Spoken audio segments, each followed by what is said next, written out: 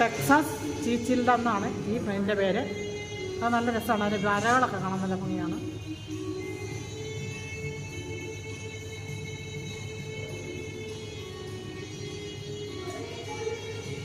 കാണാത്തവരൊക്കെ കാണുക എൻ്റെ ഭംഗി.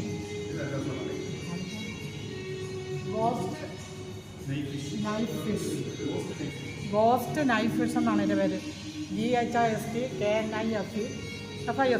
അതാണ് ഈ പേര്, ഈ മത്സ്യത്തിൻ്റെ പേര്. നമ്മൾ കണ്ടിട്ടുള്ളതാണ്, കണ്ടിട്ടുള്ളതൊക്കെ നല്ല വീതിയാണ് ഇതിൽ കണ്ടോ.